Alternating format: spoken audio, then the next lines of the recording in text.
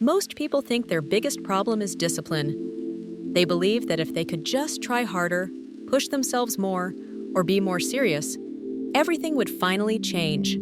They imagine a version of themselves who wakes up motivated, makes perfect decisions, and never slips. They picture success as a personality trait instead of a system.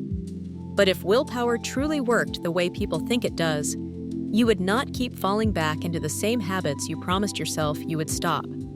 You would not restart the same goals every Monday. You would not feel strong in the morning and defeated at night.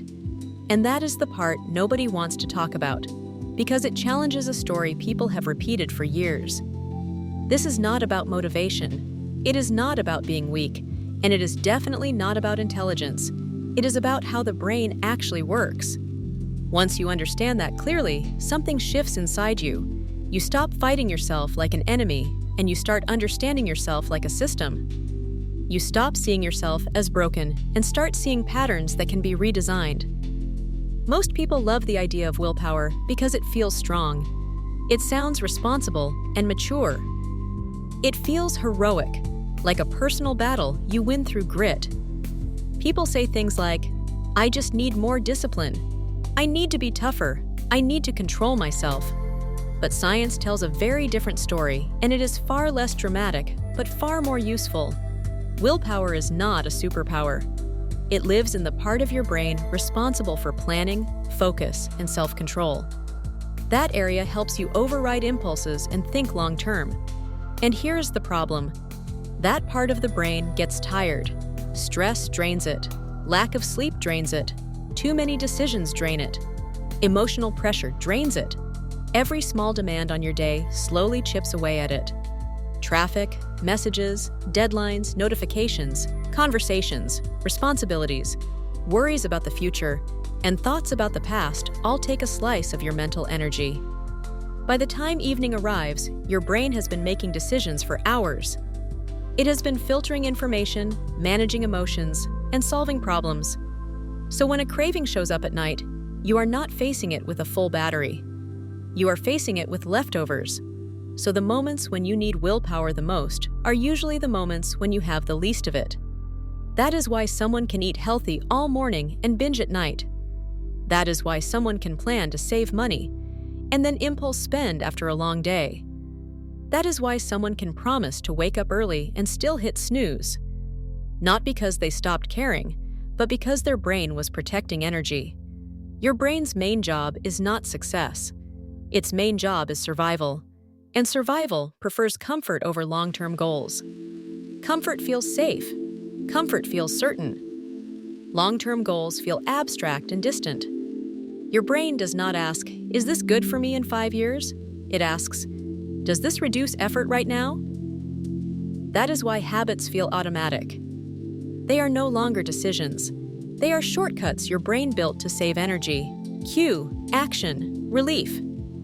That loop is powerful because relief feels rewarding. Relief tells the brain, "This works. Remember this." Your brain remembers relief. It stores it. It wants to return to it.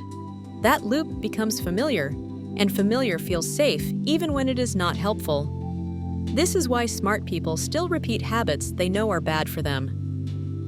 Understanding does not override automation. Knowledge alone does not rewire behavior.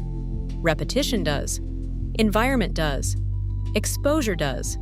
Here is where most people make their biggest mistake. They try to fight habits directly. They resist. They argue with themselves. They apply pressure and shame. But resistance does not weaken habits. It feeds them. The brain treats attention as importance. The more attention you give a habit, even negative attention, the louder it becomes in your mind. That is why telling yourself, "Don't do this," keeps the urge alive. The brain locks onto the subject, not the warning. Your brain does not process the word "don't" the way you think. It processes the idea itself. So when people rely on willpower alone, they are playing a game biology already decided. Maybe not today, but eventually. Here's the wiser way to think about this. People who change their lives long-term do not have stronger discipline. They have smarter setups. They do not control behavior first. They control exposure first. They do not fight temptation. They reduce access to it. They do not depend on motivation. They design their environment. They make bad choices harder and good choices easier. This works for health. This works for money. This works for productivity. This works for almost every habit. If junk food is always nearby, willpower loses. If spending money is one click away, willpower loses. If distractions are always open, willpower loses. If bad habits are easy and comfortable, discipline eventually quits. Think about personal finance for a moment. People say, "I just need to stop spending," but their cards are saved everywhere. Shopping apps are on their home screen. Ads follow them online. Boredom leads to browsing, and browsing leads to buying. Then they feel guilty when it happens again. That is not a discipline problem. That is a system problem. Your environment is beating your intentions, and the brain always chooses the easiest path available. The real question is not, how do I control myself? The real question is, what is my brain responding to? Because habits do not come from logic. They come from cues, time of day, emotions, location, convenience, people around you, your routine, your energy level. Change the cue and the habit weakens. Leave the cue untouched, and no amount of willpower will save you. There is one more layer that matters even more. Identity. Most people think habits are about behavior. They are not. They are about who you believe you are. Your brain protects identity. It defends it. It tries to stay consistent with it. If you see yourself as someone who struggles, your brain maintains that pattern. If you see yourself as someone who does not do that, your decisions start aligning with that story. When your brain sees something as a habit I am trying to quit, the struggle stays active. When it sees it as not how I operate anymore, the noise drops. Less debate, less exhaustion, less friction. Saying, I am trying to save money, feels unstable. But saying, I do not spend impulsively, feels final.